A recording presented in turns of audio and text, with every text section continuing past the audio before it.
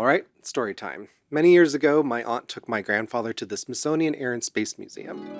He was a Navy pilot, back before the Air Force had its own branch, and by the end of his career, he had flown nearly every plane on display at that time. And as they walked through the exhibit, he started sharing details with my aunt about the planes, what it was like to fly them from a pilot's perspective. By the end of their visit, a large crowd had gathered around him, assuming he was a tour guide.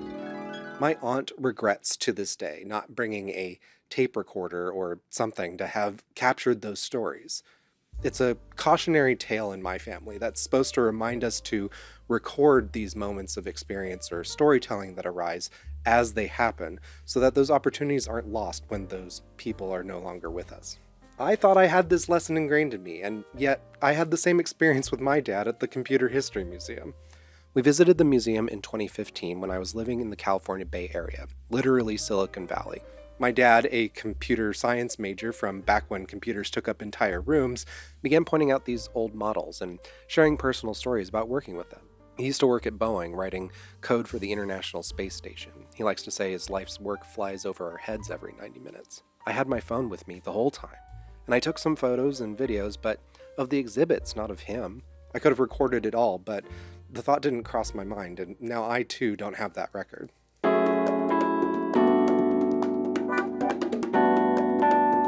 These experiences made me realize just how important it is to capture those kinds of moments. Now with smartphones always at hand, we have the tools to record anything and everything. After our first child was born, whenever the mood struck us, we started doing these audio recordings we call family logs, using Star Trek-style star dates and everything. Even after the second kid, we've been recording whatever's on our minds about them, such as how their personalities are starting to develop or something cute that they had done. Sometimes the kids would interrupt us and their little voices would get recorded too. We don't do it as often as we should, but when we listen back, it's a nice way to relive those moments. As parents today, we're fortunate to have smartphones that let us capture the cute and funny and random moments that our kids create. My parents didn't have that luxury, and when you stop and think about it, it's amazing how easily we can save those memories now. Millennials were born into a time not just when the internet wasn't in everyone's homes, but also when cameras weren't. In these early years, you would only pull out the camcorder or the camera, or both, sure, at special occasions like Christmas, maybe like a kid's recital or a game. Do this whole thing because you didn't want to like waste footage on walking around. It was a finite resource in many ways. I can snap a picture or record a video of my kids being goofy or doing something sweet, and it's saved in ridiculously high quality compared to my childhood, and I can easily come back to it or share it with others. Back in the day, though, families had very different methods and materials for capturing personal memories in home movies. I recently spoke with Brian, a photographer and historian who's been working on digitizing a massive archive of his family's old 16mm films. Hey, Brian. Good to see you, Evan. As an example of how things used to be, Brian told me about how his grandparents recorded these little vignettes of everyday life on their 16mm film camera, and how every New Year's Eve his grandfather would set up the projector and narrate them for the family. And he would project on the wall and tell us stories about what they were doing, and they're real time capsules. One thing Brian mentioned that really got me thinking was how different it was to shoot on film back then. We've talked about how the materials were precious, right? You only had so much film in your camera. If you were someplace cool, you were limited by how many exposures were on your roll of film, or was there a place to get film if this all of a sudden spontaneous things started to happen? We take so many pictures and videos now that sometimes it feels like none of it means as much as those carefully chosen moments on film. When it's this simple to take 20 pictures of the same moment, we then unintentionally add the labor of sorting through them later to pick the best one.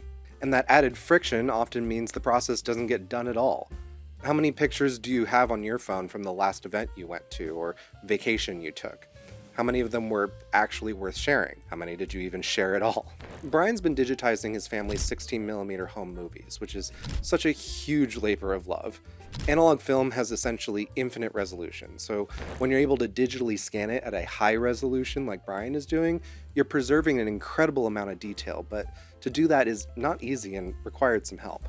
I was lucky enough to find my grandmother's and grandfather's 16mm home movies, and I won a grant last year to get them scanned at 2K. These films Brian is achieving are indeed fascinating and personal time capsules from a specific era and place. For example, he told me about finding footage of his mom's Christmas in 1946, Halloween parties with these incredible vintage costumes, and even rare clips of his grandfather, who was usually behind the camera, tending bar at a party.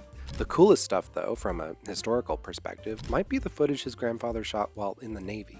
Soldiers relaxing and playing games in places like Hawaii and Alaska. Now you're seeing all the soldiers when they had their moments to kick back, and seeing the youth of them, and so that's very interesting. Talking to Brian really drove home the importance of not letting these kinds of artifacts disappear. For those of you watching who have old home movies or other analog media, don't throw your analog stuff away. These films will eventually get put up on the National Archive. We all will be helping history be told. While it's easier than ever to record our personal lives now, it's a lot harder to archive things from our digital lives. There isn't a digital equivalent of finding a box of slides in your grandma's attic for the things we create with software or publish online. Whether it's a thoughtful thread on Reddit or Twitter, a great article, or personal websites from days gone by, there isn't always a reliable way to save it all. Sure, there are projects like the Wayback Machine, but they can't and don't have the means to capture everything, and even those efforts have been under threat recently. This has been on my mind lately because so much of my professional work exists only online. For instance, when I worked at Logitech, I created detailed guides for their products. These weren't just basic help articles, they were interconnected manuals that I built from the ground up, designed specifically for web use. I have drafts and files saved, but the structure and flow are difficult to recreate offline. One of the reasons this process is so labor intensive is due to something called data rot. Digital archival isn't just about saving files, it's about ensuring they remain usable or at least readable over time. File formats that are standard today can become obsolete in the near future, rendering old documents, images, or software inaccessible. Keeping archives alive means not only migrating or converting content to current formats, but also maintaining software or emulators to run old versions. This requires consistent labor and money, which is a big part of why so much hasn't been digitized yet. The initial work is daunting enough, but the upkeep is an even harder sell. From 2014 to 2016, when I was in college for producing film and television, I was highly involved in Producer Foundry, an indie film/new media networking and learning organization. For them, I was a public speaker, event coordinator, photographer, and videographer. I was the social media manager. I co-hosted their Film Insight podcast. I produced a web series on their YouTube channel called Indie Iron. Please subscribe. Producer Foundry is no longer active, and the group of us who made it have all since moved on. So the website is no longer hosted, all the podcasts I was on aren't accessible anymore, and the workshops we made that we put on a video course hosting site behind a paywall, and I didn't own the footage once I shot it, so these few clips and photos are all that I have of those years of effort. I didn't think I needed to keep anything myself because it had other places online where it was stored that I could point people to, but the upkeep didn't feel worth it to the folks that own the assets and website after years of inactivity, so now it's essentially all gone. Facebook and YouTube, owned by Google, are big enough platforms that fortunately there's some evidence of that time in my life, but it's a lot less complete than it used to be. Facebook Memories and Google Photos both have a rediscover this day feature that are some of the closest things to finding that box of slides in the digital world. And while I enjoy those features, they don't compare. They're limited to your own content, and the experience also lacks the serendipity of discovering someone else's history.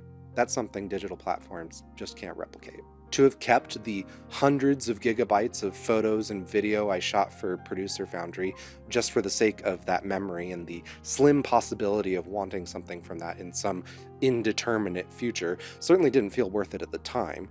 And to have gone through the archiving process back then, that mountain of files, to find and preserve the few examples I wish I had today, would have been an enormous undertaking that also didn't feel worth it or necessary. Even for files I do have downloaded offline, maintenance is already such a daunting task. I have quite a few external hard drives at this point, and I try to back up my computers regularly to cloud storage, and I usually put a folder with all the files from each old computer I go through on those external drives as I upgrade to new ones over time, but those require more maintenance than and don't have the same longevity or preservability as physical media like paper, photographs, or film. When my mom died in 2011, her profile was converted to a legacy Facebook account. At that time, her privacy permissions were set to friends only, so now if I want to show photos of her or posts she made to the people she wasn't friends with in 2011, the link breaks, and those people don't get to share in my memories of her.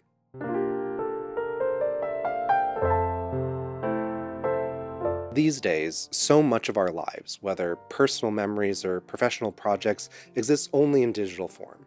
If we don't commit to archiving that content, it could simply vanish. It's a sobering thought, especially when the tools to capture these moments are always at hand. It's also exhausting to imagine being hyper-vigilant about recording everything, constantly deciding whether to preserve a moment or just experience it is a tiring mental calculus I'd rather not have to do all the time. All human interaction, whether it be social, political, spiritual, sexual, or interpersonal, should be contained in the much more safe, much more real, interior digital space. That the outside world, the non-digital world, is merely a theatrical space in which one stages and records content. No Bo Burnham from your special inside after you descended into madness due to solitary confinement. I reject that way of thinking. There's something to be said for letting things exist as they were, perfectly fleeting, held only in your memory. Striking a balance between preserving what matters using the ubiquitous and easy-to-use digital tools we have at our disposal, and just living in the moment and preserving those memories for myself alone to reminisce upon is an ongoing practice I'm still figuring out. Even so, I wish I'd recorded that day with my dad at the Computer History Museum. Well, maybe I can try the next best thing besides time travel. Hey, Dad. Hi. I took you to the Computer History Museum, and I didn't record any of your cool insights about you actually using those devices. Now this is unscripted, so I might start rattling on. I'd rather have more than less. Obviously, I'm older than you, and I started up when computers were just starting. I was going to get a Commodore computer at the computer store. Ah, yes. Those lines tell you what type of resistor it is. Later, I was working at Boeing. We were at Rocketdyne, where they build rocket engines, hardware. Well, worst software people had was on a little screen. They had a circle with an equator with the 4 quadrants, and it turned. It was 3D graphics. It was a wireframe, like.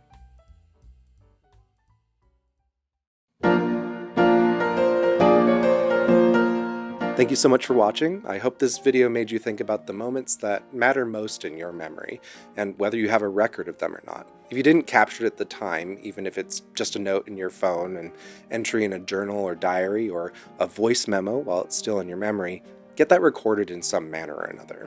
Then consider adopting a practice that works for you to ensure those things that you don't want to lose to time or failing memory get captured and are accessible. I'm still not sure what that is for me yet, but it's something that I'm now considering more intentionally more often lately.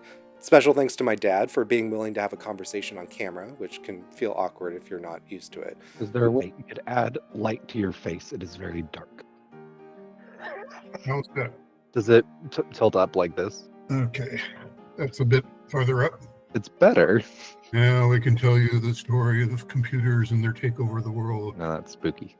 And Brian Boskind for the fun and thoughtful chat about archivism and media preservation. The organization where I was able to win a grant to transfer the home movies is called the Al Larvik Fund. And every year they have a national grant awarded, and the deadline for that is in June. And you'll see an application where maybe your own films and family history can get the best treatment ever. The way I'm capturing the progression of this current project is I'm documenting the journey over on Ko-fi.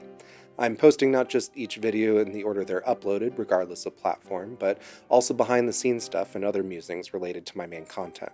Coffee.com/Evan Kinswood is where you can find all of that, including an edited version of my conversation with my dad and his unique personal history with the advent and evolution of computers. You can find out more about me at evankinswood.com. Give your loved ones a call if you haven't in a while, and see you in the next one.